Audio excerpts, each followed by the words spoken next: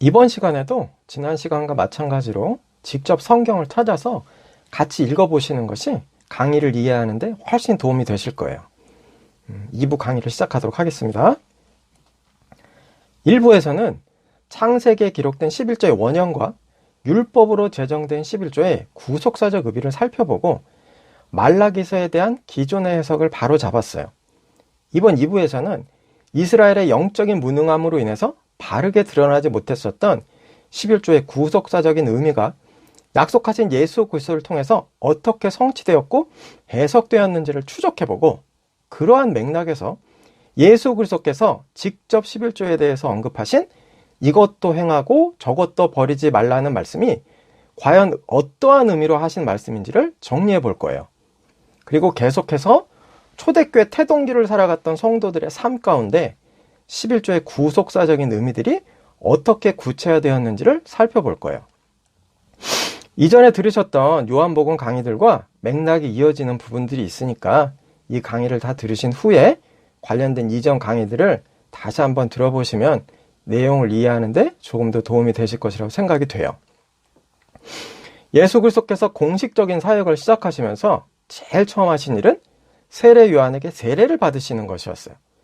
일부 끝부분에서 읽었던 것처럼 말라기 4장에는 장차 오실 메시아에 앞서서 선지자 엘리야가 보내질 것이라고 기록되어 있었는데, 그 말씀대로 세례 요한이 보내졌고 예수 그리스도께서는 그 세례 요한에게 세례를 받으시는 것을 통해서 자신이 구약에서 약속되었던 바로 그 메시아이심을 나타내신과 동시에 하나님의 구속의 계획은 말라기 선지자의 기록에서부터 400여 년의 시간이 흘렀음에도 불구하고 정확하게 연속선상에서 진행되고 있다는 것을 온 세상에 드러내셨어요. 그리고 공생의 첫 사역으로 가나의 혼인잔치에서 물을 포도주로 바꾸시는 표적을 통해서 자신이 하나님과 인간 사이에 중단되었던 잔치, 곧 하나님과 인간 사이의 연합을 회복시키러 오셨다는 사실을 분명하게 나타내셨어요. 그리고 예루살렘 성전에 올라가셔서는 각자의 우상 숭배로 더럽혀지고 왜곡되어 있었던 성전과 제사에 대해서 진노하셨어요. 그리고 밤이 늦은 시간에 찾아온 유대의 종교 지도자 니고데모를 책망하시면서 온 유대가 하나님을 믿고 있다고 하는 그 믿음은 전혀 잘못된 것이라는 것을 폭로하시고 하나님을 믿는다는 것이 무엇인지를 정확하게 바로잡아 주셨어요. 예전 강의들 들으신 분들은 다 기억이 나실 거예요. 그리고 사마리아 여인을 만나셨을 때는 율법의 형식만 붙들고 있었던 율법주의적인 종교의 행위를 책망하시면서 이제 자신의 때로부터는 영과 진리로 드리는 예배가 시작될 것임을 선포하셨어요. 이 부분도 기억이 나실 거예요. 이처럼 예수 그리스도께서는 자신의 사역이 구약에서 약속하신 구원과 회복의 성취라는 구속사의 연속성 가운데 이루어지는 것이라는 사실을 분명하게 나타내신과 동시에 그 진정한 내용과 의미가 무엇인지를 말과 행동으로 정확하게 가르치시고 보여주셨어요. 이제부터는 예수 그리스도께서 하신 말씀과 보여주신 행동을 따라가 보면서 구약에서 율법의 형식으로 주어졌던 11조가 예수 그리스도의 오심으로 인해서 어떻게 구체화되었는지를, 또한 어떻게 해석되어져야 하는 것인지를 살펴볼게요. 일단 예수 그리스도께서 11조에 대해서 직접적으로 언급하신 상황을 기록한 곳은 신약 성경의 단 2구절 뿐이에요. 마태복음 23장 23절, 그리고 같은 상황을 기록한 병행구인 누가복음 11장 42절이에요. 두 권 모두 찾아볼게요. 마태복음 23장 23절, 마태복음 23장 23절. 화 있을진저 외식하는 서기관들과 바리새인들이여, 너희가 박하와 회양과 근처의 11조는 들이되 율법에 더 중한 바 정의와 긍휼과 믿음은 버렸도다. 그러나 이것도 행하고 저것도 버리지 말아야 할지니라. 누가복음 11장 42절, 누가복음 11장 42절. 화 있을진저 너희 바리새인들이여, 너희가 박하와 운양과 모든 채소의 11조는 들이되 공의와 하나님께 대한 사랑은 버리는도다. 그러나 이것도 행하고 저것도 버리지 말아야 할지니라. 예수 그리스도께서 성전에 들어가셔서 서기관들과 바리새인들의 패역한 상태를 폭로하시는 가운데 11조에 대해서 언급하신 부분이에요. 이 부분이 예수 그리스도께서 11조에 대해서 언급하신 신약의 유일한 기록이에요. 이 부분 역시 말라기서와 마찬가지로 11조를 강조할 때 빠지지 않고 인용되는 부분이에요. 예수 그리스도께서 서기관들과 바리새인들의 율법주의적인 종교 행위에 대해서 책망하기는 하셨지만 그래도 분명하게 이것도 행하고 저것도 버리지 말라고 말씀하셨기 때문에 예수 그리스도께서는 신약교회에서도 여전히 11조가 계속되어야 한다고 가르치신 것이다 라는 주장을 전개할 때 이 부분을 적극적으로 인용을 해요. 하지만 이 구절의 예수 그리스도의 말씀을 근거로 신약교회에서도 여전히 11조는 계속되어져야 한다라는 주장을 전개하는 것은 숲은 보지 않고 나무만 보는 근시안적인 접근이에요.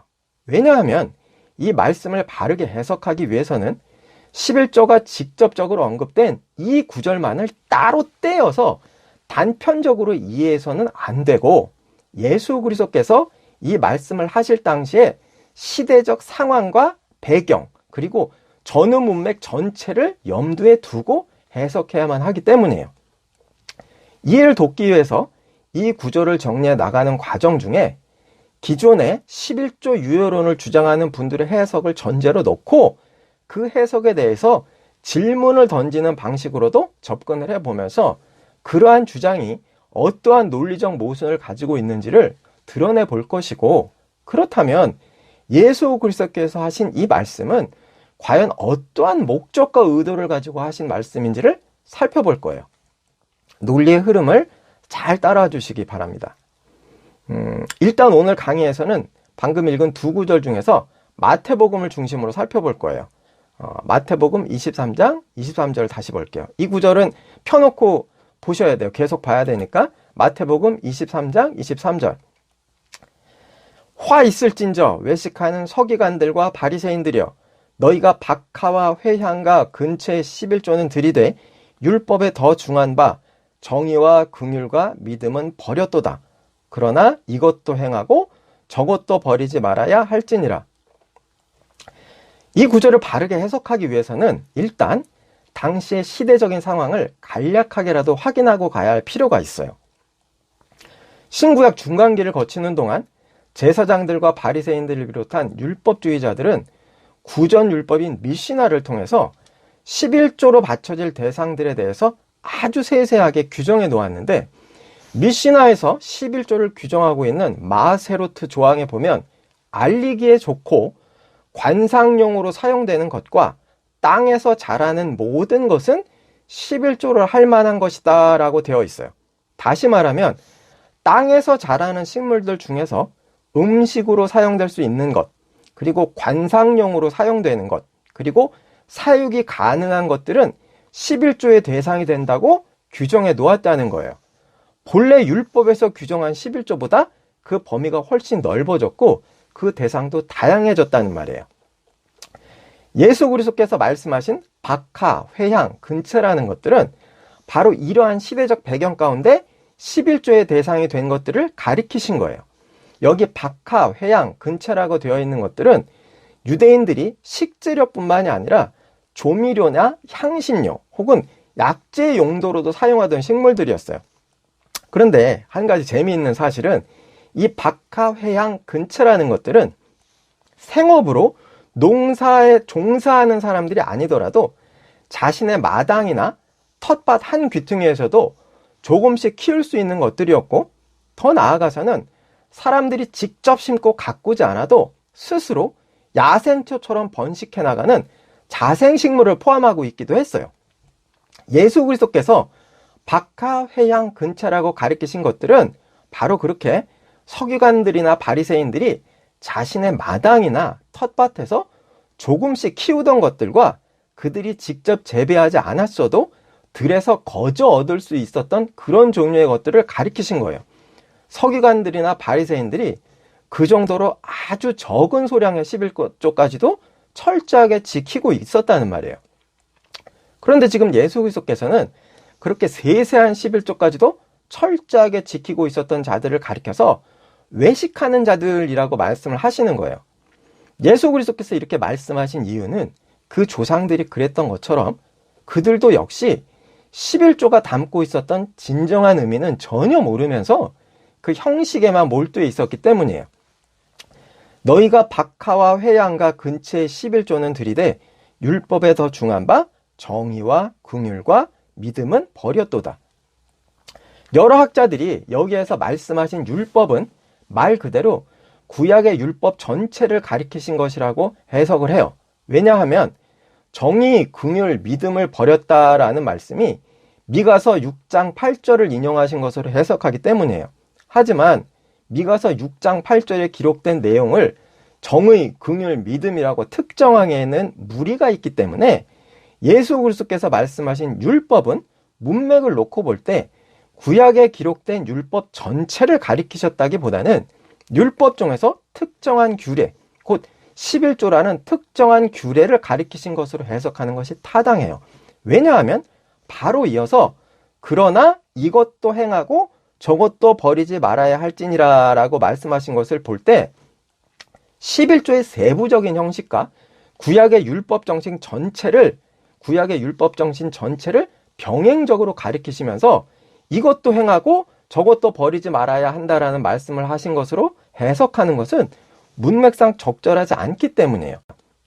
그렇기 때문에 지금 예수 그리스도께서 율법이라고 말씀하신 것은 문맥을 자연스럽게 따라가 봤을 때 유대인들이 그 형식에 있어서는 극단적이라고 표현할 정도로 세분화시켜서 지키고 있었지만 정작 그 본래의 형식에 담고 있었던 내용에 대해서는 전혀 깨닫지도 이해하지도 못하고 있었던 11조 규례를 특정해서 가리키신 것으로 해석하는 것이 타당한 해석이 되는 거예요. 다시 말하면 너희가 박하와 회양과 근체의 11조는 드리고 있지만 그 11조 규례가 담고 있는 진정한 의미인 정의와 긍휼과 믿음은 버렸도다라고 말씀하셨다는 거예요.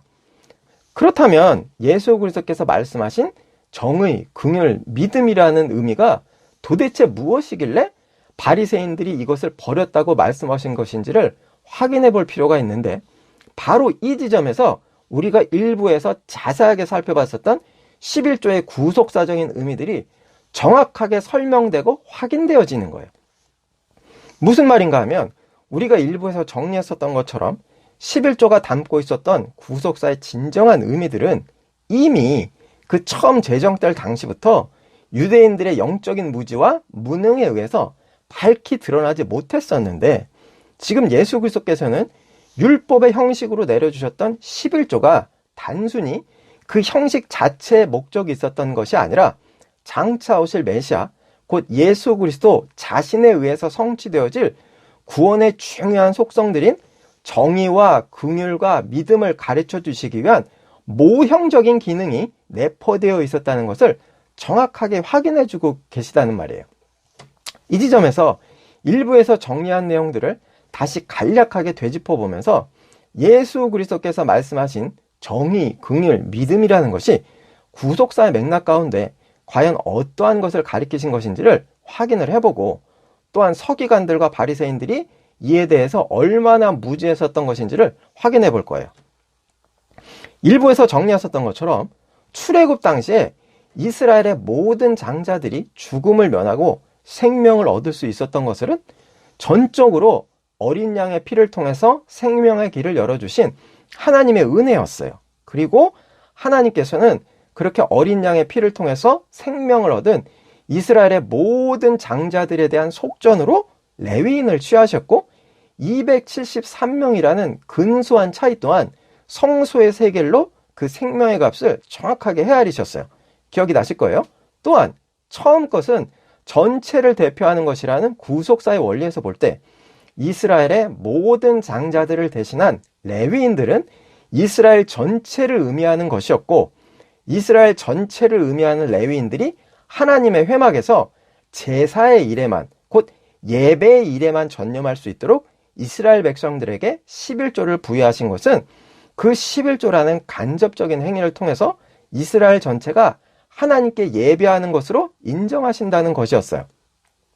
이 말은 이스라엘 백성들에게 명령하신 11조는 제사장들, 곧 레위인들이 드리는 제사를 이스라엘 백성들 전체가 드리는 제사로 동일하게 인정해 주시겠다는 하나님의 공의였다는 말이고, 또한 동시에 어린 양의 피를 통해서 구원하신 모든 생명의 가치를 차별 없이 동일하게 여기시겠다는 하나님의 공의였다는 말이에요. 그리고 지금 마태복음 23장에서는 애굽에서 유월절 어린 양의 피로 예표되었었던 그 대속제물의 실체로 오신 예수 그리스도께서 11조의 의미를 분명하게 확인해 주시면서 바로 그 공의를 말씀하시는 거예요. 개역개정에서 정의라고 번역해 놓은 헬라어 크리시는 어떠한 것을 결정하다 할 때 결정이라는 의미로 사용되기도 하고, 같은 맥락에서 법정을 가리킬 때 사용되기도 해요. 또한 신의 율법을 가리킬 때 사용되기도 하고, 함축적 의미로 사용할 때는 공의로, 그러니까 영어의 justice로 사용되기도 해요. 이 외에도 비난, 정죄, 단죄, 재판, 심판의 의미로도 다양하게 사용되는 단어예요. 그 중에서도 특히 심판이라는 의미로 많이 사용되었기 때문에 영어 성경에 보면 이 크리신이라는 단어를 judgment, 그러니까 심판이라는 의미로 번역해 놓은 것이 많아요.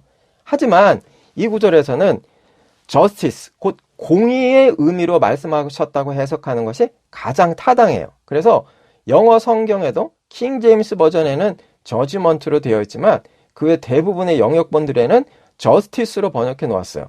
한글 성경 중에서 우리가 읽은 개역개정에는 정의라고 번역해 놓았는데, 정의라는 번역보다는 본래 크리신이라는 단어의 함축적인 의미를 살려서 공의라고 번역하는 것이 예수 그리스도께서 하신 말씀을 바르게 해석하기 위한 가장 적절한 단어 선택이라고 할 수가 있어요. 바로 공평함, 공정함을 말씀하셨다는 말이에요. 유월절 어린 양과 레위인과 11조를 통해서 가르치셨지만 이스라엘 백성들은 처음부터 전혀 이해하지 못했었던 공의, 곧 어린 양의 죽음을 통해서 구원하신 자들의 생명의 가치를 단 한 명도 빠짐없이 레위인과 속전으로 헤아리시면서 하나님의 구원하심에는 그 어떠한 착오나 차별이 있을 수 없다는 것을 나타내신 그 공의, 또한 동시에 레위인들이 드리는 제사를 이스라엘 전체가 드리는 예배로 동일하게 인정해 주셨던 공의를 바로 그 어린 양의 실체로 오신 예수 그리스도께서 분명하게 확인해 주고 계신 것이라는 말이에요. 죄의 싹은 죽음이지만 유월절 어린 양의 실체로 오신 예수 그리스도께서 그 죄의 싹신 죽음을 대신 지불하시고 구원해 내실 성도들 한 사람 한 사람의 생명의 가치를 예수 그리스도의 피값과 동일하게 여기셔서 단 한 명도 빠짐없이 구원하시겠다는 하나님의 주권적인 공의를 말씀하신 것이라는 말이에요. 성경 한 곳을 찾아볼게요. 요한복음 6장 38절에서 40절. 요한복음 6장 38절에서 40절. 이건 제가 그냥 읽어드릴게요. 내가 하늘에서 내려온 것은 내 뜻을 행하려 함이 아니요 나를 보내신 이의 뜻을 행하려 함이니라. 나를 보내신 이의 뜻은 내게 주신 자 중에 내가 하나도 잃어버리지 아니하고 마지막 날에 다시 살리는 이것이니라.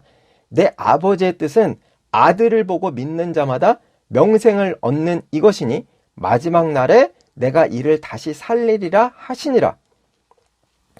성자 하나님이신 예수 그리스도께서는 자신이 육신이 되신 근본 목적은 하나님의 뜻, 곧 자신이 하나님께서 택하신 자들의 죄의 싹을 대신해서 죽으심으로 그들을 구원하시는 것이라고 말씀을 하세요. 그리고 그 구원하심에는 단 한 명의 빠트림도 있을 수 없다고 분명하게 말씀을 하시는 거예요. 그 구원하심에 단 한 명의 빠트림도 없다는 것은 가난한 자든 부자든 높은 자든 낮은 자든 강한 자든 약한 자든 그 누구라도 하나님께서 택하신 모든 자들은 차별 없이 예수 그리스도의 가치로 여기셔서 온전히 구원하신다는 말씀이에요. 일부에서 생명의 속전으로 성소의 세계를 명령하실 때 하신 말씀이 그대로 성취되고 있는 거예요. 그 부분을 다시 한번 읽어볼게요. 이 부분도 그냥 제가 읽어드릴게요. 출애굽기 30장 11절에서부터 16절, 출애굽기 30장 11절에서부터 16절 일부에서 읽었던 말씀이에요. 여호와께서 모세에게 말씀하여 이르시되 내가 이스라엘 자손의 수요를 조사할 때 조사받은 각 사람은 그들을 계수할 때 자기의 생명의 속전을 여호와께 드릴지니 이는 그것을 계수할 때 그들 중에 질병이 없게 함이라. 무릇 계수 중에 드는 자마다 성소의 세겔로 반세겔을 낼지니 한 세겔은 20게라라. 그 반세겔을 여호와께 드릴지며 계수 중에 드는 모든 자 곧 20살 이상 된 자가 여호와께 드리되 너희의 생명을 대속하기 위하여 여호와께 드릴 때에 잘 들어보세요. 부자라고 반세겔에서 더 내지 말고 가난한 자라고 덜 내지 말지며 너는 이스라엘 자손에게서 속전을 취하여 회막봉사에 쓰라. 이것이 여호와 앞에서 이스라엘 자손의 기념이 되어서 너희의 생명을 대속하리라. 방금 앞에서 읽은 요한복음 6장도 다시 한번 읽어볼게요. 요한복음 6장 38절에서 40절. 내가 하늘에서 내려온 것은 내 뜻을 행하려 함이 아니요 나를 보내신 이의 뜻을 행하려 함이니 나를 보내신 이의 뜻은 내게 주신 자 중에 내가 하나도 잃어버리지 아니하고 마지막 날에 다시 살리는 이것이니라. 유월절 어린 양의 피를 통해서 구원하신 이스라엘의 모든 장자들의 속전으로 단 한 명의 오차도 없이 레위인과 성소의 세겔로 헤아리신 하나님의 공의로우심이 그 모형의 실체로 오신 예수 그리스도의 말씀을 통해서 정확하게 확인되어지는 거예요. 이스라엘 백성들에게 11조를 명령하신 목적에는 택하신 성도들의 모든 생명의 가치를 정확히 동일하게 여기시는 하나님의 주권적인 공의를 가르치시려는 의도가 분명하게 내포되어 있었다는 사실을 뒷받침해주는 말씀인 거예요. 이러한 예수 그리스도의 말씀은 사도 바울에 의해서 다시 한번 분명하게 해석이 되어져요. 갈라디아서 4장 4절에서 5절, 갈라디아서 4장 4절에서 5절, 이 구절도 제가 읽어드릴게요. 때가 참에 하나님이 그 아들을 보내사 여자에게서 나게 하시고 율법 아래에 나게 하신 것은 율법 아래에 있는 자들을 속량하시고 우리로 아들의 명분을 얻게 하려 하심이라. 너희가 아들임으로 하나님이 그 아들의 영을 우리 마음 가운데 보내사 아빠 아버지라 부르게 하셨느니라. 한 곳을 더 찾아볼게요. 이것도 제가 그냥 읽어드릴게요. 에베소서 1장 3절에서 7절. 에베소서 1장 3절에서 7절. 찬송하리로다 하나님 곧 우리 주 예수 그리스도의 아버지께서 그리스도 안에서 하늘에 속한 모든 신령한 복을 우리에게 주시되 곧 창세전에 그리스도 안에서 우리를 택하사 우리로 사랑 안에서 그 앞에 거룩하고 흠이 없게 하시려고 그 기쁘신 뜻대로 우리를 예정하사 예수 그리스도로 말미암아 자기의 아들들이 되게 하셨으니 이는 그가 사랑하시는 자 안에서 우리에게 거저 주시는 바 그의 은혜의 영광을 찬송하게 하려는 것이라. 우리는 그리스도 안에서 그의 은혜의 풍성함을 따라 그의 피로 말미암아 속량 곧 죄사함을 받았느니라. 사도 바울은 예수 그리스도께서 택하신 자들의 죄와 율법의 저주를 짊어지시고 십자가에서 죽으심으로 이루신 의를 전가받은 성도들은 하나님의 아들이 되는 명분을 얻게 되는 것이라고 말하고 있어요. 독생자 예수 그리스도의 피값을 지불하시고 구원하신 성도들이기에 그렇게 구원하신 성도들은 더 이상 죄인이 아닌 하나님의 아들로 인정해 주신다는 말이에요. 다시 말하면 아들의 생명을 지불하시고 사신 성도들이기에 당연히 그 한 생명, 한 영혼의 가치를 아들이신 예수 그리스도의 가치로 여겨주신다는 말이에요. 예수 그리스도께서 말씀하신 공의의 궁극적인 결과인 거예요. 그런데 바리새인들은 11조에 담겨 있었던 이러한 하나님의 공의, 곧 유월절 어린 양을 통해서 구원하신 모든 사람들의 생명의 가치를 온전히 동일하게 여기시겠다는 하나님의 공의를 전혀 모르고 있었던 거예요. 한 곳을 찾아볼게요. 누가복음 18장 9절에서부터 14절. 누가복음 18장 9절에서 14절. 또 자기를 의롭다고 믿고 다른 사람을 멸시하는 자들에게 이 비유로 말씀하시되 두 사람이 기도하러 성전에 올라가니 하나는 바리새인이요 하나는 세리라. 바리새인은 서서 따로 기도하여 이르되 하나님이여 나는 다른 사람들 곧 토색, 불의, 간음을 하는 자들과 같지 아니하고 이 세리와도 같지 아니함을 감사하나이다. 나는 일에 2번씩 금식하고 또 소득의 11조를 드리나이다 하고 세리는 멀리 서서 감히 눈을 들어 하늘을 쳐다보지도 못하고 다만 가슴을 치며 이르되 하나님이여 불쌍히 여기소서 나는 죄인이로소이다 하였느니라. 내가 너희에게 이르노니 이에 저 바리새인이 아니고 이 사람이 의롭다 하심을 받고 그의 집으로 내려갔느니라. 무릇 자기를 높이는 자는 낮아지고 자기를 낮추는 자는 높아지리라 하시니라. 예수 그리스도께서는 바리새인들의 영적인 무지와 자기위로 가득 차 있던 교만을 폭로하시면서 비유를 들어서 설명을 하세요. 바리새인들은 율법을 준수한다고 하고 철저한 11조도 자랑하고 있었지만 정작 그 11조가 담고 있었던 공의에 대해서는 전혀 몰랐기 때문에 자신들 스스로는 고귀한 존재로 여기고 세리와 같은 사람들은 저급한 존재로 취급하고 있었다는 사실을 비유를 통해서 우회적으로 책망을 하시는 거예요.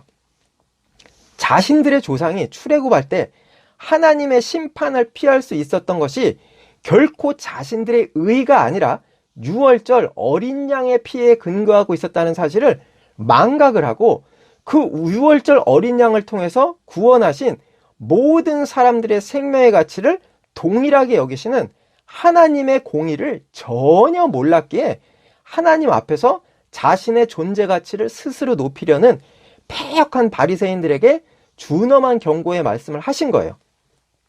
이처럼 바리새인들은 11조가 담고 있었던 공의, 곧 유월절 어린 양을 통해서 구원하신 생명의 가치를 정확히 동일하게 여기시는 하나님의 공의를 전혀 이해하지 못하고 있었던 것이고, 예수 그리스도께서는 그러한 바리새인들을 가리키시면서 자기를 높이는 자, 곧 의롭다 하심을 받을 수 없는 자라고 책망을 하셨던 거예요. 계속해서 다음으로는 예수 그리스도께서 말씀하신 믿음이란 어떠한 믿음을 가리키신 것인지를 확인을 해볼게요. 일부에서 설명드렸던 것처럼 하나님께서는 절기에 사용할 2번째 11조를 통해서 삶의 전 과정이 수고로울지라도 결국 그 수고로움의 결과로 온 이스라엘이 하나님 앞에 함께 모여서 기쁨의 잔치를 벌이게 될 것을 기대하는 믿음을 가지도록 하셨어요. 또한 그렇게 2번째 11조가 담고 있었던 모형적인 기능은 언약의 성취로 오신 예수 그리스도께서 중단되었던 가나의 혼인잔치를 회복시키시는 일을 첫 표적으로 나타내시고 그 사역의 마지막 만찬에서는 떡과 포도주로 새 언약을 제정하신 것으로 실체화되어서 택하신 백성들이 장차 다시 오실 예수 그리스도와 연합하여 영원한 잔치에 참여하게 될 것이라는 믿음을 가지도록 격려하셨다는 것도 확인을 했었어요. 그런데 유대의 종교 지도자들은 11조가 예표하고 있었던 곧 예수 그리스도와 그분을 통해서 완성될 구원에 대한 그 어떠한 이해도 가지고 있지 못했었기 때문에 예수 그리스도께서는 그러한 유대인들의 불신앙과 영적인 무지를 책망하시면서 11조가 바로 그 믿음을 예표하고 있었다는 것을 분명하게 확인해 주시는 거예요.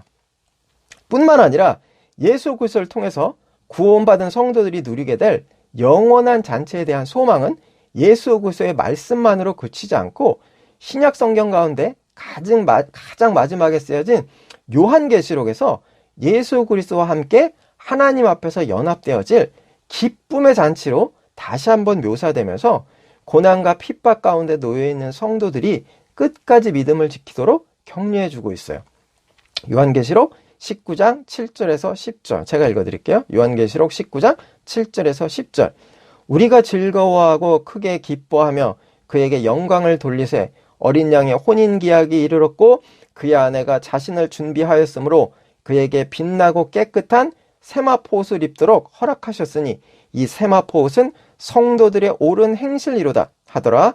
천사가 내게 말하기를 기록하라 어린 양의 혼인잔치에 청함을 받은 자들은 복이 있도다 하고 또 내게 말하되 이것은 하나님의 참되신 말씀이라 하기로 내가 그 발 앞에 엎드려 경배하려 하니 그가 나에게 말하기를 나는 너와 및 예수의 증언을 받은 내 형제들과 같이 된 종이니 삼가 그리하지 말고 오직 하나님께 경배하라. 예수의 증언은 예수의 영이라 하더라 라고 되어 있어요. 택함 받은 성도들이 장차 신랑 되시는 예수 그리스도의 성결한 신부가 되어서 영광스러운 혼인잔치를 누리게 될 것을 격려해 주고 있는 거예요. 우리가 막연하게 형이상학적인 개념으로만 이해하고 있었던 믿음이라는 것을 성도들이 최종적으로 누리게 될 영광의 잔치를 소망하는 믿음으로 보다 더 구체화시켜 주신 거예요. 두 번째 11조에는 바로 이 최종적인 혼인잔치를 믿음으로 고대할 수 있도록 하시기 위한 모형적인 기능이 분명히 내포되어 있었던 거예요.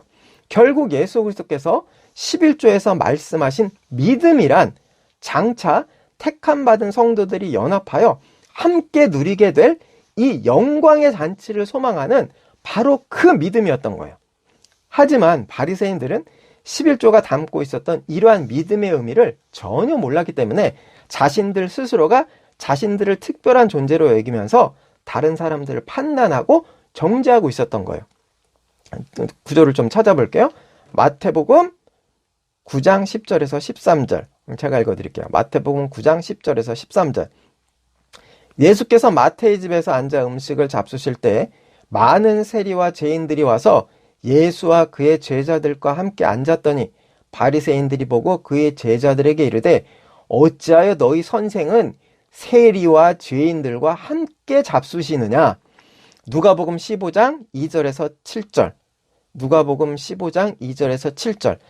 바리새인과 서기관들이 수군거려 이르되 이 사람이 죄인을 영접하고 음식을 같이 먹는다 하더라. 예수께서 그들에게 이 비유로 이르시되 너희 중에 어떤 사람이 양 100마리가 있는데 그 중에 하나를 잃으면 99마리를 들에 두고 그 잃은 것을 찾아내기까지 찾아다니지 아니하겠느냐. 또 찾아낸즉 즐거워 어깨에 메고 집에 와서 그 벗과 이웃을 불러 모으고 말하되 나와 함께 즐기자. 나의 잃은 양을 찾아내었노라 하리라. 내가 너희에게 이르노니 이와 같이 죄인 한 사람이 회개하면 하늘에서는 회개할 것이 없는 의인 99으로 말미암아 기뻐하는 것보다 더하리라. 바리새인들은 예수 그리스도와 함께 식사의 자리에 참여한 사람들을 주저함 없이 죄인으로 판단을 해버려요. 자신들은 결코 그들과 같지 않다는 영적인 교만과 무지를 극명하게 드러낸 거예요. 이에 대해서 예수 그리스도께서는 비유를 들어서 설명하시면서 자신의 사역은 본래 자신의 소유였었던 잃어버린 양을 찾으시는 일이라고 말씀을 하세요. 이 말씀을 우리가 따라오고 있는 맥락에서 보면 장차 영원한 혼인잔치에 참여할 신부들을 찾고 계시다는 말씀을 하신 것으로 해석할 수 있는 거예요. 하지만 서기관들과 바리새인들은 예수 그리스도께서 찾고 계시는 바로 그 사람들과 자신들을 분리하면서 자신들은 결코 그들과 연합할 수 없다고 스스로 선언하고 있는 거예요. 결국 예수 그리스도께서 서기관들과 바리새인들이 버렸다고 말씀하신 믿음이란 장차 최종적인 혼인잔치에서 구원받은 성도들이 함께 연합될 것을 소망하는 바로 그 믿음을 버렸다는 말씀을 하신 것이라는 것을 확인할 수가 있는 거예요. 계속해서 다음으로 예수 그리스도께서 말씀하신 또 하나의 주제인 긍휼은 11조의 세 번째 용도에서 나그네, 고아, 과부와 함께 먹도록 하셨던 궁극적인 이유를 분명하게 확인해 주시는 거예요. 우리가 일부에서 살펴봤었던 것처럼 성경 안에서 나그네, 고아, 과부로 묘사되는 사람들은 죄로 인해서 하나님과 단절되어 근원적으로 의지할 것이 없는 인간의 근본적인 상태를 대표적으로 상징하는 사람들이고 11조의 세 번째 용도를 통해서 이러한 사람들을 돌아보라고 명령하신 궁극적인 목적은 죄로 인해서 비참한 상태에 놓여있는 인간들을 구원하시려는 하나님의 긍휼히 여기심을 기억하도록 하시기 위한 모형적인 기능이 내포되어 있었다는 것을 정리를 했었어요. 그리고 지금 예수 그리스도께서는 그 11조의 세 번째 용도가 인간을 불쌍히 여기시는 하나님의 궁극적인 긍휼을 기억하도록 하시려는 것이었다라고 분명하게 밝히시는 거예요. 곧 하나님이 인간을 구원하려고 하시는 근원에는 인간에 대한 긍휼히 여기심이 있다는 말씀이에요. 11조로 나그네 고아 과부들을 돌아보도록 하신 것은 하나님께서 인간을 얼마나 긍휼히 여기시고 구원하기 원하시는가를 상징적으로 보여주시고 가르쳐 주시기 위한 도구였다고 선언하시는 거예요.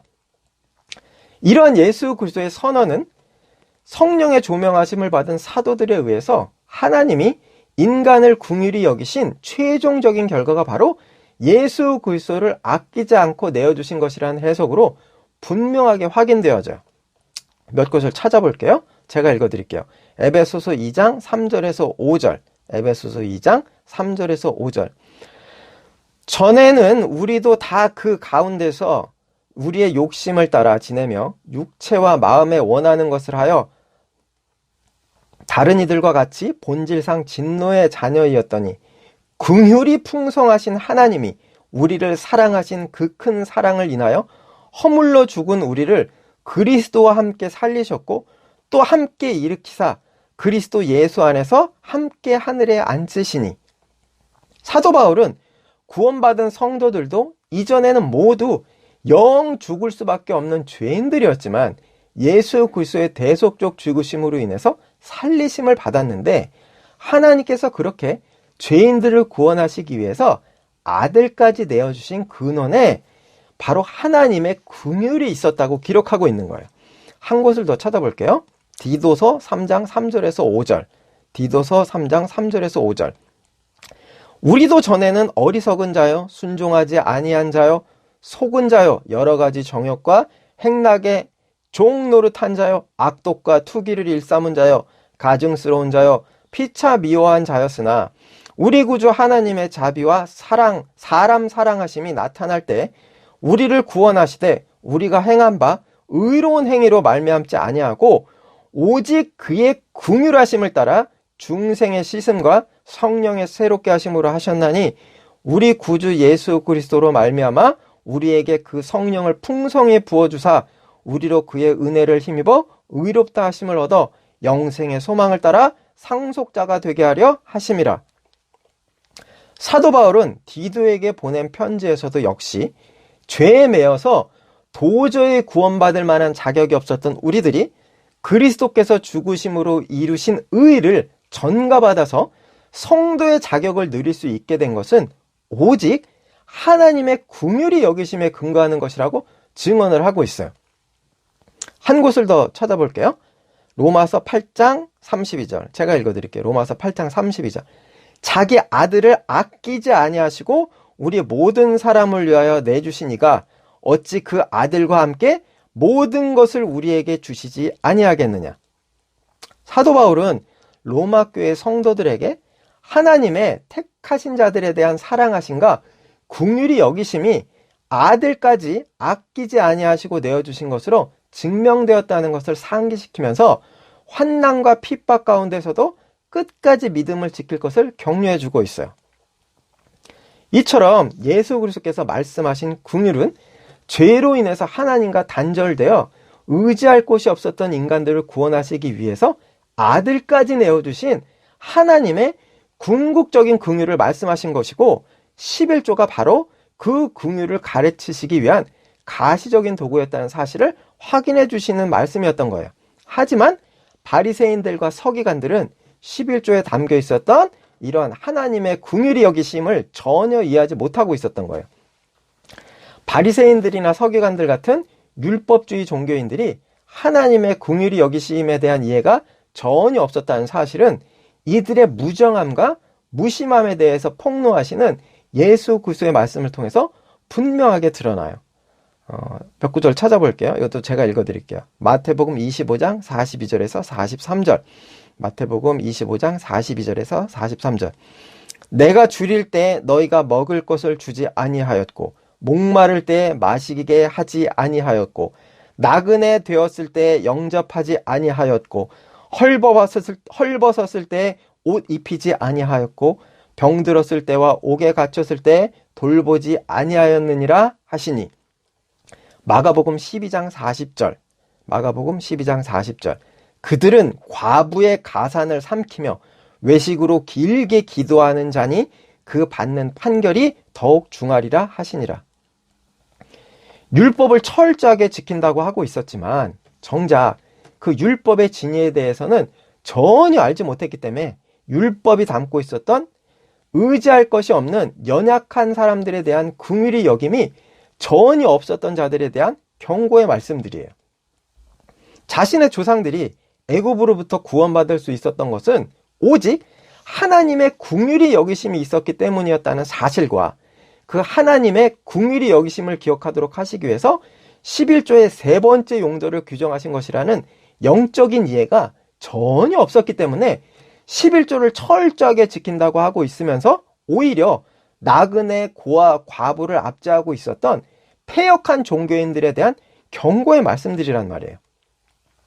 이렇게 예수 그리스도께서는 11조가 담고 있었던 진정한 의미를 공의, 믿음, 긍휼이라고 정확하게 설명해 주신 것이고, 한편으로는 바리새인들과 서기관들 같은 율법주의 종교인들이 11조의 형식에는 과도하게 집착하고 있으면서도 정작 그것이 담고 있었던 진위는 전혀 모르고 있었다는 것을 분명하게 드러내신 거예요. 이렇게 해서 여기까지 예수 그리스도께서 말씀하신 공의, 믿음, 긍휼이라는 주제들이 과연 어떠한 의미를 가지고 있었던 것인지를 큰 틀에서 정리했다면, 이제부터는 본격적인 논쟁으로 들어가는 부분이라고 할 수 있을 거예요. 다시 마태복음 23장 23절을 볼게요. 이 부분은 찾아서 펴놓고 계셔야 돼요. 마태복음 23장 23절. 화 있을진저 외식하는 서기관들과 바리새인들이여, 너희가 박하와 회양과 근치의 11조는 들이되 율법에 더 중한 바 정의와 긍휼과 믿음은 버렸도다. 그러나 이것도 행하고 저것도 버리지 말아야 할지니라.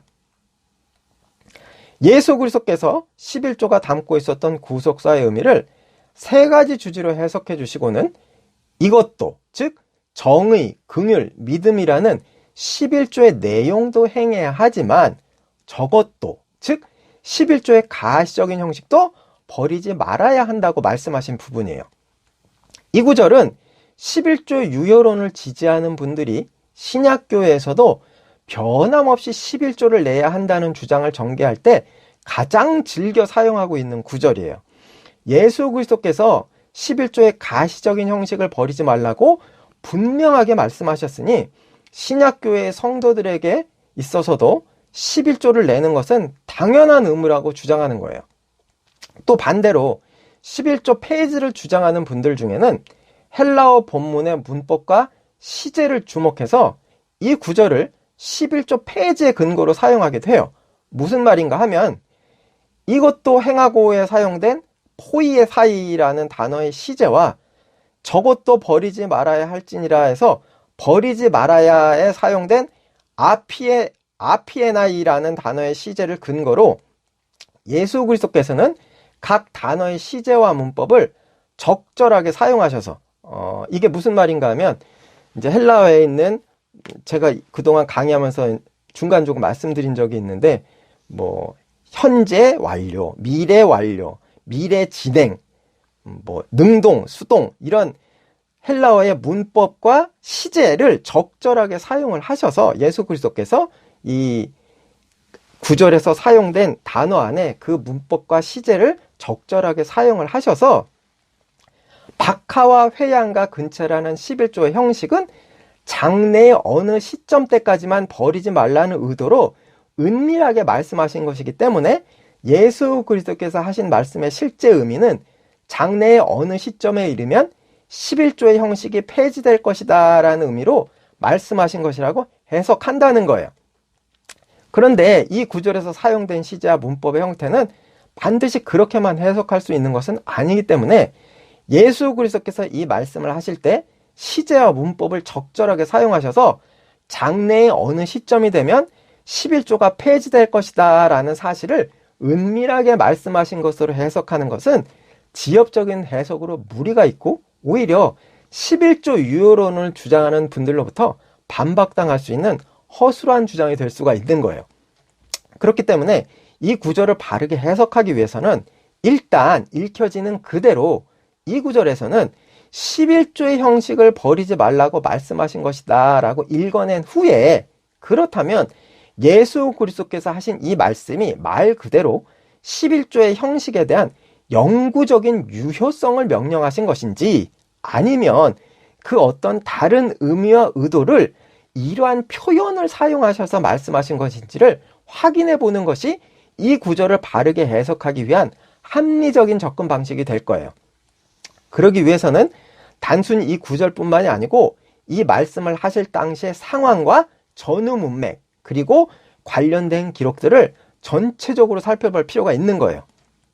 또한 우리가 계속 전제해 왔었던 계시의 점진성과 명료성이라는 구속사의 통전적인 관점에서 볼 때, 율법의 성취로 오신 예수 그리스도께서 십자가를 완성하신 이후에도 형식으로서의 율법들 중에서 특정한 어떤 형식들은 지금까지도 여전히 유효한 것인가 하는 신학적 질문을 함께 병행시켜야만 가장 타당하고 올바른 해석에 다다를 수 있을 거예요. 논리를 잘 따라와 주시길 바랍니다. 성경 한 곳을 찾아볼게요. 일부에서 살펴봤었던 성전세와 관련된 부분이에요. 이 부분은 그 사건 자체로도 아주 흥미롭지만 11조의 형식을 버리지 말라는 예수 그리스도의 말씀이 과연 어떠한 의미를 내포하고 있었던 것인지를 간접적으로 이해할 수 있도록 해준다는 측면에서도 대단히 중요한 부분이에요. 같이 찾아서 읽어볼까요? 찾아보세요. 마태복음 17장 24절에서 27절, 마태복음 17장 24절에서 27절 꼭 찾아서 읽으셔야 돼요.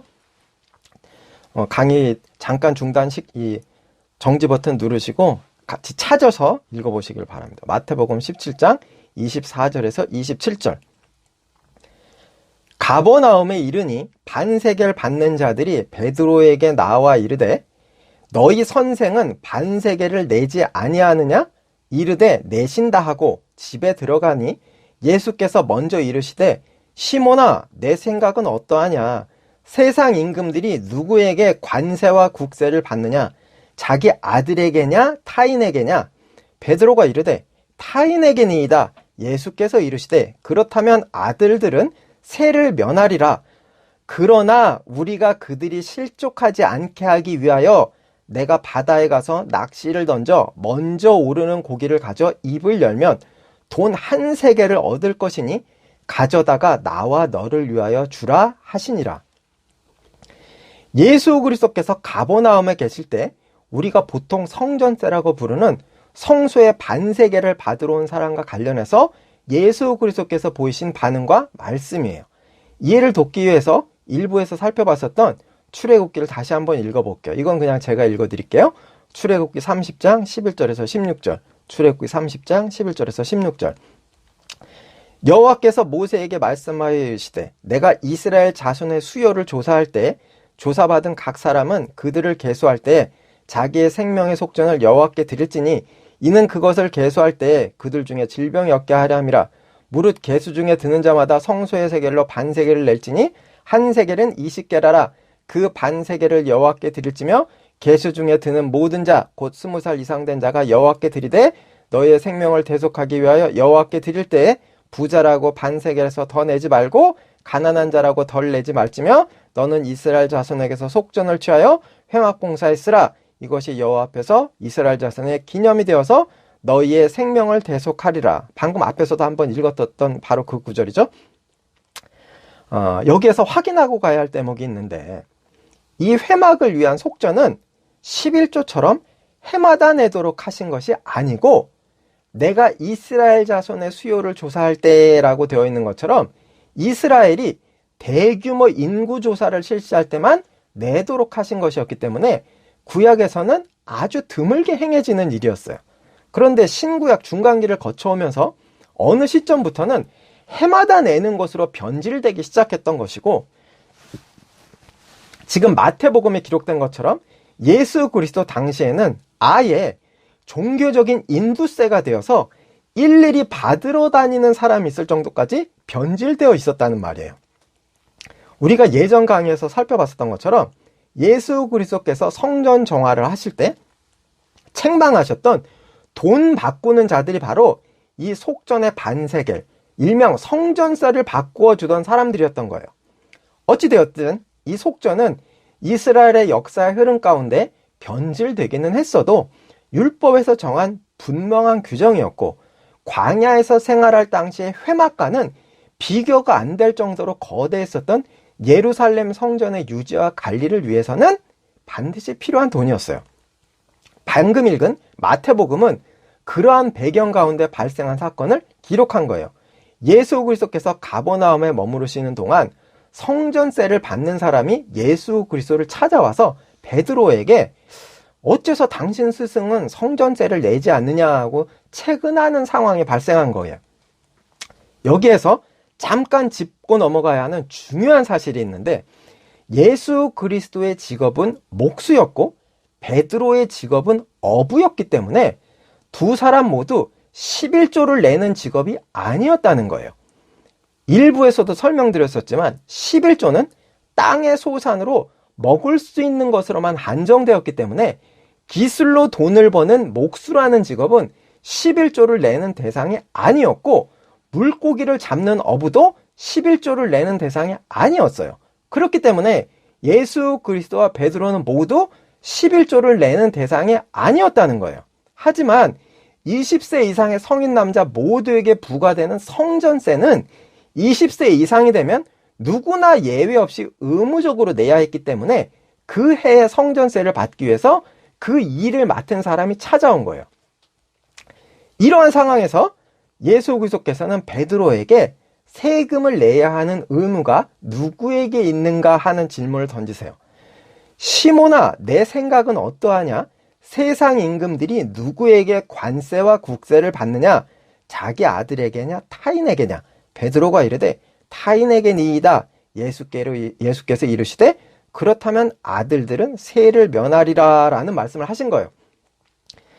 예수 그리스도의 이러한 말씀은 이제 자신의 때로부터 하나님과 택하셔서 구원하실 성도들 사이의 관계가 완전히 새롭게 변화되는 새로운 시대가 도래했음을 은유적으로 선언하시는 거예요. 무슨 말인가 하면, 구약의 모든 모형과 예언의 성취로 오신 예수 그리스도께서 십자가의 사명을 온전히 감당하심으로써 이루신 의를 택하신 성도들에게 전가해 주시면, 그 의를 전가받은 성도들은 더 이상 영 죽을 죄인이 아닌 하나님의 아들들로서 그 신분이 완전히 전환되게 되는데, 그 시대가 되면 아들의 자격이 된 성도들은 더 이상 율법에 규정된 세금의 의무를 감당해야 될 필요가 없어진다는 말씀을 하신 것이라는 말이에요. 특히 여기에서 관세나 국세라고 가리키신 것은 단순하게 성전세 그 자체만을 특정해서 지역적으로 가리키신 것이 아니라 마치 세금처럼 반드시 의무적으로 지켜야 하는 율법의 형식 전체를 상징적으로 함축해서 말씀하신 것이기 때문에 예수 그리스도께서 온전히 이루신 의를 전가받아서 아들이 된 성도들은 더 이상 율법의 형식 자체에 얽매이지 않고 자유할 수 있는 때가 도래했다는 말씀을 하신 거예요. 그리고 그러한 때는 예수 그리스도의 오심으로 이미 현재적으로 도래했다는 말씀인 거예요. 이제 여기에서부터 대단히 중요한 부분이 등장을 해요. 그러나 우리가 그들이 실족하지 않게 하기 위하여 내가 바다에 가서 낚시를 던져 먼저 오르는 고기를 가져 입을 열면 돈 한 세겔을 얻을 것이니 가져다가 나와 너를 위하여 주라 하시니라. 지금 예수 그리스도께서는 그 자신에 의해서 성취된 새로운 구원의 시대가 이미 도래했고, 그 결과 아들의 신분을 얻게 된 성도들은 율법의 형식으로부터 이미 현재적으로 자유함을 누리게 된 것이 사실이지만, 그럼에도 불구하고 그 자유함을 누리는 것을 유예하신다고 말씀하시는 거예요. 무슨 말인가 하면, 예수 그리스도의 오심으로 인해서 이미 새로운 구원의 시대가 현재적으로 도래한 것이 맞지만, 이 가버나움에서의 사건이 전개되고 있는 바로 그 시점은 아직 모형과 예표로서의 율법과 그 성취로 오신 예수 그리스도의 관계가 분명하게 해석되기 전이었기 때문에, 다시 말하면 이 시점은 십자가의 죽으심과 부활 승천, 그리고 오순절 성령 강림으로 인한 신약교회의 시작, 그리고 성령의 조명하심을 받은 사도들의 분명한 해석이라는 과정을 거쳐서 구속사의 신비가 밝히 드러나게 되었던 때를 놓고 보면 아직 수십 년 전이었기 때문에 물리적인 시간 안에서 아직까지는 여전히 형식으로서의 율법 아래에 놓여 있었던 것이고, 그렇기 때문에 구속사의 과정이 진행되는 가운데 사도들에 의해서 모든 구속의 신비들이 밝히 드러나는 때가 오기까지는 형식으로서의 율법을 지켜야 하는 과도기적인 시간이 존재한다는 입장을 나타내셨다는 말이에요. 특히 예수 그리스도께서 그러나 우리가 그들이 실족하지 않게 하기 위하여 라고 말씀하신 부분을 주목해 보면, 예수 그리스도께서는 자신을 통해서 택하신 성도들의 아들됨이 이미 선포되었기 때문에 형식으로서의 율법으로부터 현재적으로 자유함을 얻었지만, 그럼에도 불구하고 아직까지 유대인들의 실존은 성전과 제사를 중심으로 하는 율법의 형식에 근거하고 있었기 때문에 그 율법을 철저하게 신뢰하고 있는 사람들을 고려해서 율법의 형식을 지켜준다라는 말씀을 하고 계시다는 사실을 알 수 있는 거예요. 여기 그들이 실족하지 않게 할 때 실족하다에 사용된 단어는 스칸달리조예요. 걸려 넘어지다, 함정에 들다, 죄에 빠지다, 불쾌하게 되다, 죄를 범하게 되다 같은 의미를 가지고 있어요. 한글 성경을 찾아보면 개역개정에는 실족하지 않게로 되어 있고, 개역 한글에는 오해케 하지 않기로 되어 있고, 공동 번역에는 비위를 건드릴 것은 없으니로 되어 있고, 표준 서번역에는 걸려 넘어지지 않게로 되어 있고, 킹 제임스 흠정역에는 실족시킬까로 되어 있어요. 번역의 어감은 조금씩 다르지만 그 근본적인 의미는 일맥상통해요. 무엇인가 하면 율법을 철저하게 신뢰하고 있는 사람들과 불필요한 충돌을 일으키거나 오해를 발생시킬 필요가 없다는 거예요. 무슨 말인가 하면 예수 그리스도에 의해서 하나님 나라가 선포되기 시작한 그때로부터 예수 그리스도를 믿고 따르고 있었던 성도들은 모형과 예표로서 주어졌었던 형식으로서의 율법으로부터 이미 현재적으로 자유함을 얻은 것이 맞지만, 방금 앞에서도 말씀드린 것처럼 그러한 모든 것들이 시간과 역사 안에서 밝히 드러나는 시점이 될 때까지는 구원받은 성도들이라고 하더라도 율법의 형식을 정면으로 거부하는 모습을 보이는 것은 유대인들과 불필요한 충돌을 발생시킬 수 있고, 또한 하나님의 나라를 선포한다고 하면서 오히려 하나님의 명령을 대적한다는 오해를 불러일으킬 수 있기 때문에 그러한 문제가 발생할 수 있다는 사실을 누구보다도 잘 아시는 예수 그리스도께서는 모든 것들이 밝히 드러날 그때가 올 때까지는 지혜롭게 율법의 형식을 지키도록 권고하신 것이라는 말이에요. 우리가 앞선 강의들에서 살펴봤었던 것처럼 예수 그리스도께서 율법의 진리를 드러내시는 가운데 본래의 율법에 인간들이 덧붙여 놓았었던 구전율법, 곧 미시나의 오류들을 바로잡아 가시는 것만으로도 유대 종교 지도자들과 큰 충돌이 발생했었던 것을 기억한다면 이 말이 무슨 말인지 이해가 되실 거예요. 그렇기 때문에 이렇게 말씀하신 이후에 내가 바다에 가서 낚시를 던져 먼저 오르는 고기를 가져 입을 열면 돈 한 세겔을 얻을 것이니 가져다가 나와 너를 위하여 주라 하시니라 라고 말씀하신 것처럼, 내기는 내지만 우리는 낼 필요가 없기 때문에 우리가 가진 것으로 내지 않고 하나님이 마련해 놓으신 것으로 낸다라는 신비한 방법을 준비하신 거예요. 그야말로 내기는 내는데 내지 않는 아주 독특한 방법을 마련하신 것이란 말이에요. 이렇게 설명을 드렸을 때, 그렇다면 구속사의 진리들이 밝히 드러나고 실현되는 과정 가운데 신약교회의 성도들이 형식으로서의 율법으로부터 자유하게 되었다는 사실을 실제 역사 안에서 분명하게 인지할 수 있게 되었던 때는 언제였던 것인가 하는 질문이 있을 수 있어요. 그때는 바로 AD 70년에 로마에 의해서 예루살렘이 함락되고 예루살렘 성전이 파괴되어 버린 때예요. 이 예루살렘 성전이 파괴되면서 성전을 중심으로 하는 제사제도가 함께 붕괴되었는데, 이러한 역사의 격변을 목격한 신약교회 성도들은 예수 그리스도께서 가르치셨던 모든 것들과 사도들의 모든 가르침들이 역사 안에서 반드시 성취된다는 사실을 분명하게 인식하게 되었고, 모형으로서의 율법과 그 성취로신 예수 그리스도의 관계를 실체적으로 이해하게 되었어요.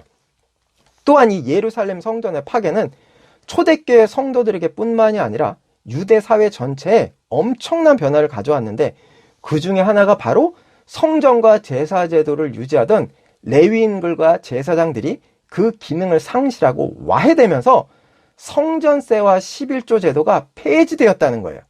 나라가 망하고 성전이 무너졌기 때문에 성전을 유지하기 위해서 내던 성전세라는 것이 더 이상 존재할 수 없게 되었고, 같은 맥락에서 레위인을 근거로 하는 제사장 집단이 와해되었기 때문에 그들의 생활을 위해서 드려지던 11조도 더 이상 드려질 필요가 없어지게 되었던 거예요.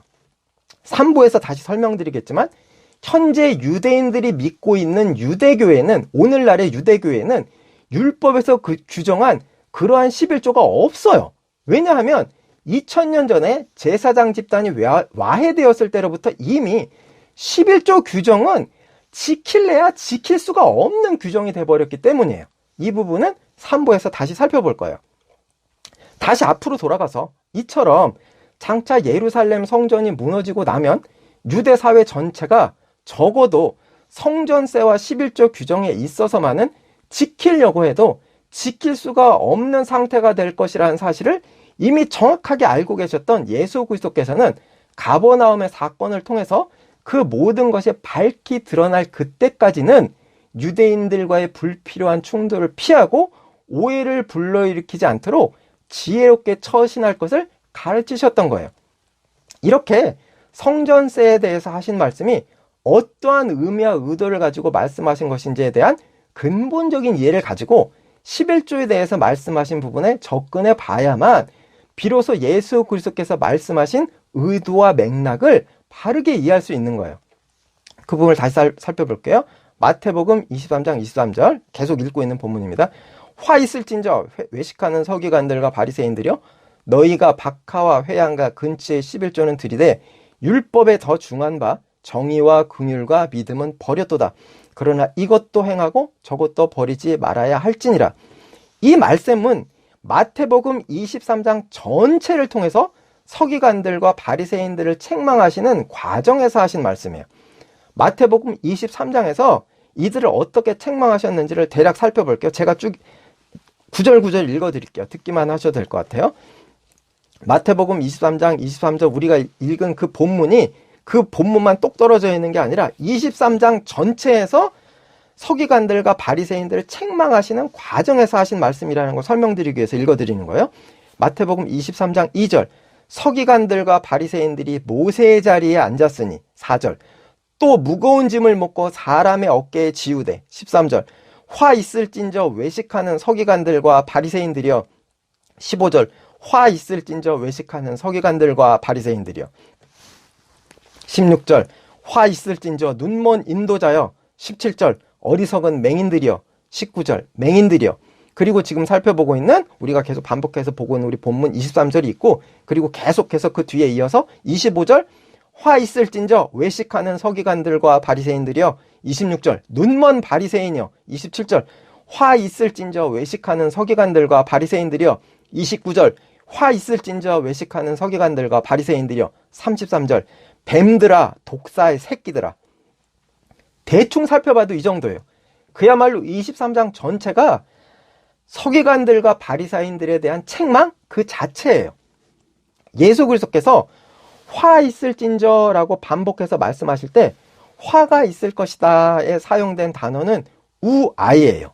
슬프다, 우 같은 의미를 가진 단어예요. 말하자면 오 슬프도다 라는 의미나 오 재난이로다 또는 오 화로구나처럼 비극적인 상황에 맞닥뜨리게 되었을 때 그 괴로움의 감정을 표현하는 일종의 감탄사예요.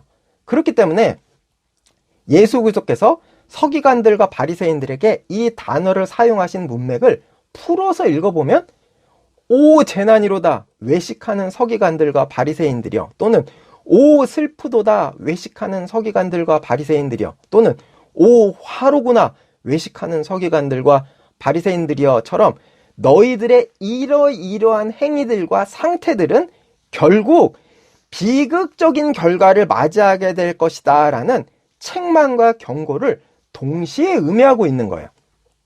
이제 이 대목에서 반드시 짚고 넘어가야 할 사실이 있는데, 예수 그리스도께서 이 마태복음 23장 전체를 통해서 서기관들과 바리새인들의 패역함을 책망하셨던 것은 서기관들과 바리새인들을 향해서 직접적으로 말씀하신 것이 아니라 예수 그리스도를 따르고 있는 무리들과 제자들에게 서기관들과 바리새인들은 이러이러하게 패역한 자들이니까 그들을 본받지 말고 경계하라 라는 우회적인 방식을 취하셔서 서기관들과 바리새인들을 간접적으로 책망하시는 맥락이었다는 거예요. 다시 말하면 서기관들과 바리새인들을 책망하셨던 말씀이 그들을 앞에 두고 그들을 향해서 직접적으로 하신 것이 아니라 예수 그리스도를 따르고 있는 무리들과 제자들을 앞에 두시고 서기관들과 바리새인들은 이러한 패역함을 저지르고 있는 자들이니 너희들은 그러한 행위를 따라가지 않도록 경각심을 가져야 한다라는 간접적인 형태로 하신 말씀이라는 거예요. 아주 중요한 이유가 있어서 말씀드리는 것이니까 잘 주의해서 들으셔야 돼요. 이 마태복음 23장의 말씀은 성전 안에서 하신 것인데, 예수 그리스도께서 성전에 들어가신 것은 한참 앞부분인 21장 23절에서부터예요. 제가 대략 구절 읽어드릴게요. 흐름을 주의해서 주의 깊게 따라오시기만 하면 돼요.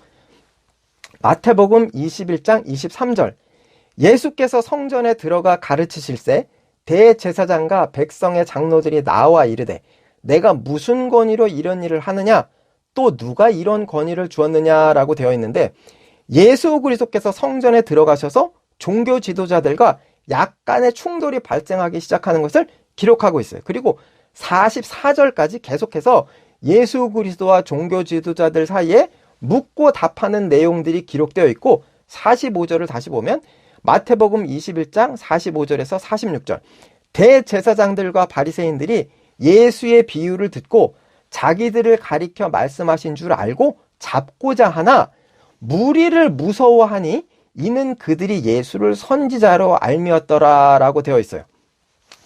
예수 그리스도의 말씀을 들은 종교 지도자들이 분노하면서 예수 그리스도를 잡으려고 했는데, 예수 그리스도를 따르는 무리들이 많았기 때문에, 성전 안에 많았기 때문에 혹시 그들과 충돌이 발생할 것을 두려워해서 그 자리에서 예수를 잡지는 못하고 지켜만 보고 있는 상황이었던 거예요. 그리고 이어지는 22장에서도 예수 그리스도께서 이러한 종교 지도자들을 개의치 않으시고 계속해서 비유의 말씀을 가르치시니까 15절에 보면, 마태복음 22장 15절, 이에 바리새인들이 가서 어떻게 하면 예수를 말의 올무에 걸리게 할까 상의하고 라고 되어 있는 것처럼 바리새인들이 다른 곳에 모여서 자기들끼리 의논을 하는 장면이 나와요.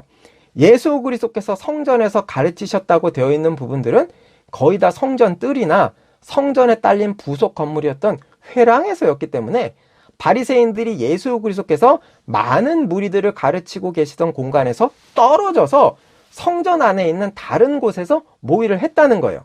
이 모의를 통해서 올무로 사용할 질문을 던졌는데, 예수 그리스도께서 그 유명한 가이사의 것은 가이사에게, 하나님의 것은 하나님에게라는 답변을 하시니까 바리새인들은 또다시 그 자리를 피했어요. 제가 대략적인 내용을 말씀드리는 거예요.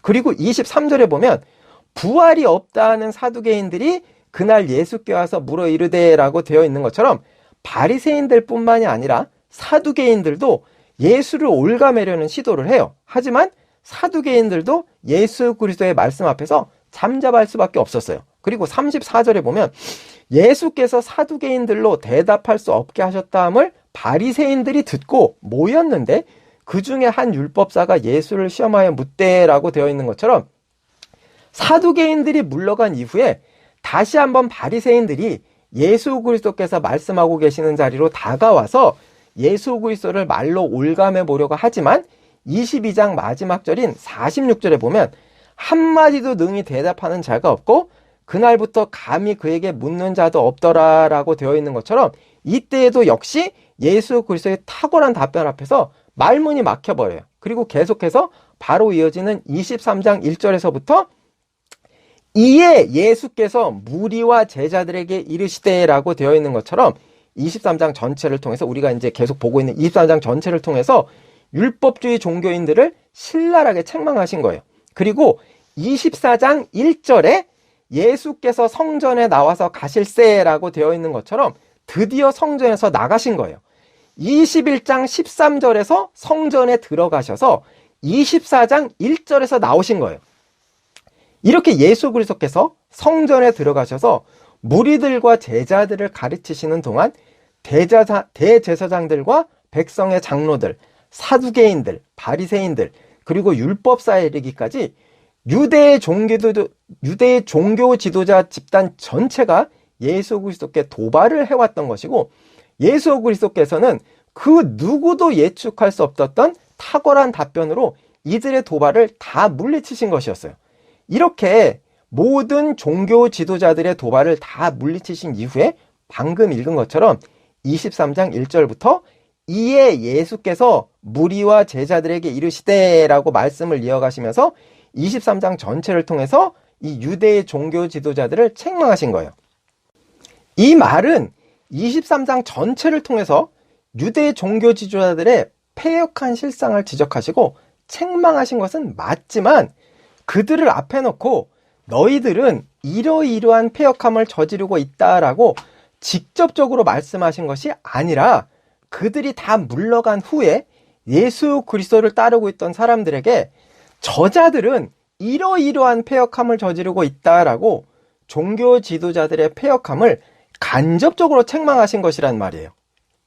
또한 예수 그리스도께서 유대 종교 지도자들을 가리켜서 하신 말씀들은 처음부터 끝까지 완전하게 책망과 경고의 의미를 가지고 있었던 것이지, 그들을 향한 어떠한 권고나 권유의 의미가 함께 내포되어 있었던 것은 아니라는 거예요. 무슨 말인가 하면, 너희 율법주의자들아, 너희는 이러이러한 패역한 자들이다. 그러니 마음을 돌이켜서 이러이러하게 행하라 라고 말씀하신 실제적인 의미에는, 너희 율법주의자들은 이러이러한 패역함을 저지르고 있으니 이제는 마음을 돌이켜서 이렇게 한번 해봐라 라는 권면의 맥락이 있었던 것이 전혀 아니라, 너희들은 이러이러하게 행했어야 함에도 불구하고 절대 그렇게 행할 수 없는 자들이다. 그렇기 때문에 너희들에게는 비극적인 결과만이 기다리고 있을 뿐이다 라는 책망과 경고의 맥락에서 말씀하신 것이었다는 말이에요. 또한 더 나아가서 이 말씀을 듣고 있는 무리들과 제자들에게 율법주의자들은 행하지 못했지만 너희들만이라도 이러이러하게 행하라 라고 간접적으로 권고하시거나 권유하시는 맥락도 결코 아니었단 말이에요. 그야말로 율법주의자들을 향한 책망과 경고, 그리고 그들은 결코 구속사의 진리를 깨달을 수 없는 자들이라는 최종적인 선언 그 자체였다는 거예요. 이 부분을 이렇게 세세하게 설명드린 이유는 이 부분에 대한 정확한 사전 이해가 있어야지만 11조에 관한 말씀이 과연 어떠한 의미와 의도를 가지고 말씀하신 것인지를 바르게 해석할 수 있기 때문이에요. 이제 이러한 전체적인 이해를 가지고 다시 23장으로 들어가 볼게요. 지금부터는 아주 핵심적인 부분이니까, 아주 핵심적인 부분으로 들어가니까 집중해서 잘 들으셔야 돼요. 방금 앞에서 설명드린 것처럼 23장 전체의 말씀이 율법주의 종교 지도자들에 대한 책망과 경고이면서 동시에 영적인 무능함에 대한 최종적 선언이라고 할 때 23절에서 그렇게 무능한 자들을 향해서 이것도 행하고 저것도 버리지 말라라고 하신 말씀은 이것도 행해야 하지만 저것도 버리지 말아야 한다라는 권유나 권면을 하신 것으로 해석하는 것이 아니라, 너희들은 결국 이것도 행할 수 없고 저것도 버릴 수밖에 없는 자들이다라는 말씀을 반어적으로 하신 것이라고 해석하는 것이 이 말씀에 대한 합리적인 해석이라고 할 수 있다는 거예요. 무슨 말인가 하면 서기관들과 바리새인들을 가리키시면서 11조의 정신이었던 정의, 긍휼, 믿음에 대해서 전혀 알지도 못하는 자들이라고 규정을 하신 후에 곧바로 그것을 행하라 라고 말씀하신 맥락은 너희들이 지금까지 몰랐던 것을 가르쳤으니까 이제부터라도 제대로 지켜야 한다라는 권유나 권면을 하신 것이 아니라 너희들은 그것을 행했어야 했지만 전혀 행하지 않았고 앞으로도 결코 행할 수 없는 자들이기 때문에 화가 있을 것이다 라는 최종적인 선고를 하신 것이고, 동시에 박하회양 근치와 같은 11조의 형식도 결국에는 지킬 수 없게 될 것이라는 말씀을 반어적 표현을 사용하셔서 말씀하신 것이라고 해석하는 것이 타당하다는 거예요. 다시 말하면 11조의 진리를 전혀 모르기 때문에 결코 그 진리를 따라서 행할 수 없는 자들에게 그것을 행하라 라고 말씀하신 것은 반어적으로 너희들은 그것을 절대로 행할 수 없다라는 최종적인 선고를 하신 것이고, 이미 11조의 형식을 과도할 정도로 지키고 있었던 자들에게 그것을 버리지 말라라고 하신 것은 어쨌든 지금까지 지켜오고 있었으니까 앞으로도 계속해서 잘 지켜서 나가라라는 권유나 권면이 전혀 아니라 너희들이 그렇게 철저하게 지켜오고 있었던 것들을 결국 버릴 수밖에 없게 되었을 때에도, 곧 지킬래야 지킬 수가 없게 되었을 때에도 너희들이 그것을 지킬 수 있는지 지켜보겠다라는 말씀을 반어적으로 선언하신 것이라는 말이에요. 그렇기 때문에 그러한 맥락에서 그들은 결코 11조의 진리를 행할 수 없기 때문에 슬픈 것이고 재난인 것이고 화인 것이고, 또한 한편으로는 자기의를 드러내는 수단으로 사용하던 그 11조의 형식도 결국은 실제 유대 역사 안에서 지킬래야 지킬 수가 없게 될 것이기 때문에, 곧 버릴 수밖에 없게 될 것이기 때문에 그들에게 있어서 슬픈 것이고 재난인 것이고 화인 것이라는 말이에요. 무슨 말씀인지 잘 이해가 되지 않을 수 있으니까 조금 더 풀어서 설명을 드려볼게요. 앞에서도 말씀드렸던 것처럼 AD 70년에 예루살렘 성전이 완전히 파괴된 때로부터는 다른 율법의 형식들은 논외로 두더라도 적어도 성전과 제사제도에 관련된 성전세나 11조에 있어서만은 유대인들이 지키려고 해도 더 이상 지킬 수가 없는 상황이 되어버렸어요. 그리고 예수 그리스도께서는 그러한 장래에 되어질 역사를 이미 너무나도 잘 알고 계신 분이었어요. 그렇기 때문에 지금 살펴보고 있는 마태복음 23장 마지막 부분에서 이미 그것을 분명하게 선언을 하셨어요. 마태복음 23장 38절. 마태복음 23장 38절. 보라, 너희 집이 황폐하여 버려진 바 되리라. 보라, 너희 집이 황폐하여 버려진 바 되리라. 그리고 계속 이어지는 24장 1절에서 2절에도 보면 마태복음 24장 1절에서 2절. 예수께서 성전에서 나와서 가실 때 제자들이 성전 건물들을 가리켜 보이려고 나아오니 대답하여 이르시되 너희가 이 모든 것을 보지 못하느냐? 내가 진실로 너희에게 이르노니 돌 하나도 돌 위에 남지 않고 다 무너뜨려지리라 라고 말씀을 하고 계세요. 예수 그리스도께서는 23장 전체에서 율법주의 종교인들을 책망하시고는 곧바로 계속해서 2번이나 예루살렘 성전이 무너지게 될 것을 선언해 버리신 거예요.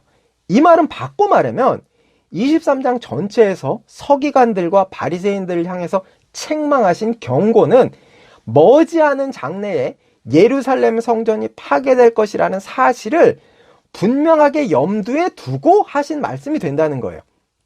그렇기 때문에 23절의 말씀에 접근할 때도 11조의 형식을 계속 유지하는 것이 결국은 불가능하게 될 것이라는 사실을 분명하게 염두에 두고 말씀하신 것이다라는 기본적인 전제가 있어야 함에도 불구하고 읽혀지는 문장 그대로 이 말씀은 11조의 형식도 버리지 말고 변함없이 계속해서 지키라고 하신 것이다 라고 해석하는 것은 예수 그리스도께서 말씀하신 맥락과 의도를 전혀 이해하지 못한 해석이라는 거예요.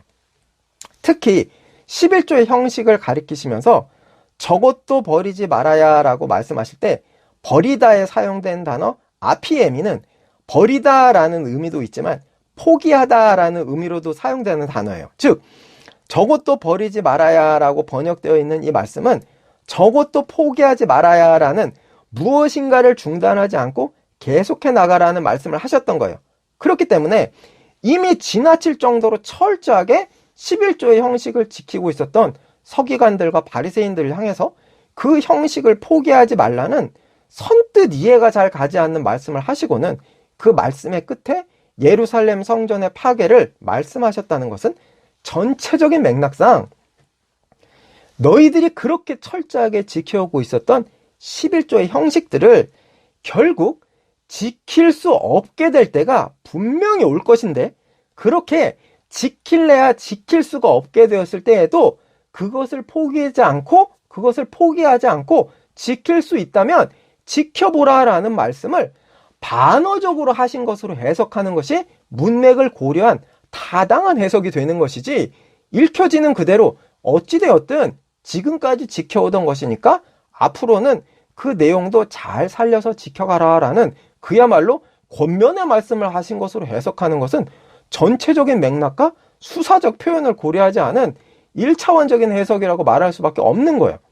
결국 예수 그리스도께서 하신 말씀의 실제 의미는 너희 율법주의자들은 11조가 담고 있었던 바른 의미를 전혀 깨달을 수 없을 뿐만 아니라 결국 그 형식조차도 지킬 수 없게 될 것이 분명하지만, 너희가 그렇게 자기 일을 자랑하면서 지킨다고 하고 있으니 그때가 되었을 때에도 지킬 수 있는지 스스로 확인해 보라라는 말씀을 반어적으로 하신 것이라고 해석하는 것이 타당한 해석이라고 할 수가 있는 거예요. 같은 맥락에서 또 하나 주목해야 할 단어가 있는데, 화 있을진저 외식하는 서기관들과 바리새인들아에서 외식에 사용된 휘포크리테스라는 단어예요. 무대 위에서 맡겨진 배역에 따라 연기하는 배우를 가리키는 단어예요. 즉 어떤 연극 안에서 이런저런 배역을 맡아서 그 인물을 연기하고 있긴 하지만 실제로는 그 극 중의 인물이 아닌 전혀 다른 사람을 말해요. 그래서 상징적인 의미로 위선자를 표현할 때 사용하는 단어예요. 지금 예수 그리스도께서는 자신들이 율법을 잘 아는 율법 전문가인 것처럼 선생 노릇을 하고 있지만, 실제로는 율법이 무엇인지 전혀 알지도 못하고 알 수도 없는 서기관들과 바리새인들을 향해서 너희들은 함량 미달의 연기자다라고 말씀하시는 거예요. 그렇기 때문에 이 외식하는 서기관들과 바리새인들아라는 말씀과 저것도 버리지 말라라는 말씀을 연속적으로 읽어보면 자신들의 연기가 대단히 훌륭하다고 착각하고 있을 뿐만 아니라 자신들이 맡은 배역이 영원히 계속될 것이라고 착각하고 있었던 자들에게, 그래 너희들이 그렇게 연기를 잘하고 있다고 하니 그 연기를 중단하지 말고 계속해서 해봐라 라는 맥락의 말씀을 함축해서 말씀하셨다는 것을 읽어낼 수가 있는 거예요. 지금까지 말씀드린 내용을 이해를 돕기 위해서 예를 하나 들어볼게요.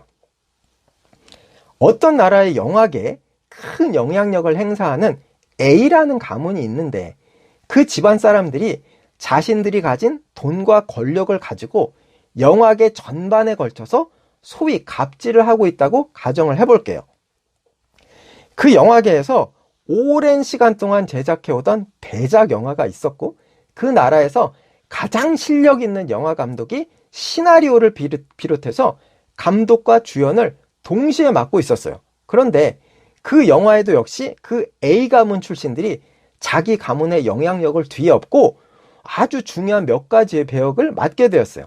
하지만 감독의 눈으로 볼 때 그 A 가문 출신 배우들의 능력이 형편이 없어서 시나리오가 의도하는 감정의 흐름을 전혀 이해하지도 못할 뿐더러 시나리오가 의도하는 것과는 전혀 상관없는 과장된 삼류 연기를 남발하는 것을 보고, 그야말로 오버액션을 남발하는 것을 보고 여러 차례에 걸쳐서 연기를 바로잡아 주려고 했지만 감독의 말은 전혀 듣지도 않고 오히려 자신들의 연기가 출중하다는 착각에 빠져 있을 때 그 시나리오상 후반부에 가면 그 A 가문 출신 배우들의 능력으로는 감정의 흐름은 고사하고 액션조차도 소화할 수 없는 극적인 장면이 있다는 것을 잘 알고 있는 감독이 그 A 가문 사람들이 없는 자리에서 다른 제작진들에게 저 집안 출신들은 시나리오의 의도를 전혀 이해하지도 못하면서 자신들은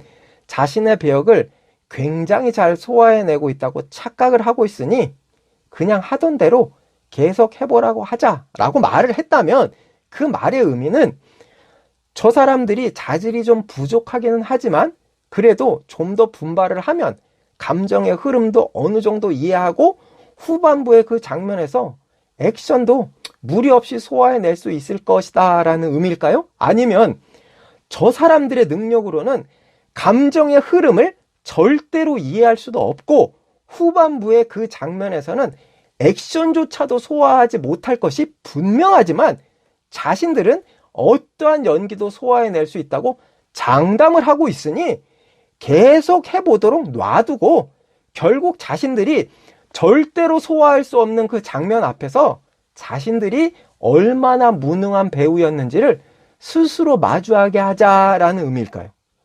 더 이상 설명이 필요 없이 후자의 의미인 거예요. 정확히 같은 맥락에서 장차 머지않은 장래에 예루살렘 성전이 무너지고 나면 형식으로서의 11조를 지킬래야 지킬 수가 없게 된다는 사실을 분명히 알고 계시는 예수 그리스도께서 자기의로 가득 찬 11조를 행하고 있던 자들을 향해서 그것을 버리지 말라라고 말씀하신 것은 너희들은 얼마 지나지 않아서 결코 그것을 지킬 수 없게 될 것이다 라는 말씀을 반어적으로 하신 것이라고 이해하는 것이 타당한 해석이 되는 거예요. 그리고 예수 그리스도께서 하신 말씀이 이러한 맥락과 의도로 하신 말씀이라는 해석은 바로 이어지는 24절의 말씀을 통해서 다시 한번 분명하게 확인이 되어져요. 23절부터 읽어볼게요. 마태복음 23장 23절부터 화 있을진저 외식하는 서기관들과 바리새인들이여 너희가 박하와 회양과 근처의 11조는 들이되 율법에 더 중한 바 정의와 긍휼과 믿음은 버렸도다. 그러나 이것도 행하고 저것도 버리지 말아야 할지니라. 24절 맹인된 인도자여 하루살이는 걸러내고 낙타는 삼키는도다. 예수 그리스도께서는 이것도 행하고 저것도 버리지 말라라고 말씀하시고는 바로 이어서 서기관들과 바리새인들을 맹인된 인도자라고 말씀을 하세요. 왜냐하면 그들이 하루살이는 걸러내고 낙타는 삼키는 자들이기 때문이라는 거예요. 영미권에서는 하루살이는 걸러내고 낙타는 삼키는도다라는 구절을 아예 작은 일에는 집착하면서 큰 일은 소홀히 한다라는 의미의 관용적 표현으로 사용을 하고 있어요. 그렇기 때문에 미국이나 영국 쪽 신학의 영향을 받은 영국 쪽이나 미국 쪽 신학의 영향을 크게 받아왔던 한국교회 대부분도 이 구절을 해석할 때 율법의 진리는 간과하면서 율법의 형식에만 집착하고 있었던, 곧 사소한 율법의 형식에는 집착하고 있으면서 정작 더 중요한 내용을 놓치고 있었던 바리새인들에게 내용과 형식 모두를 지키라는 말씀을 하신 것으로 해석해 오고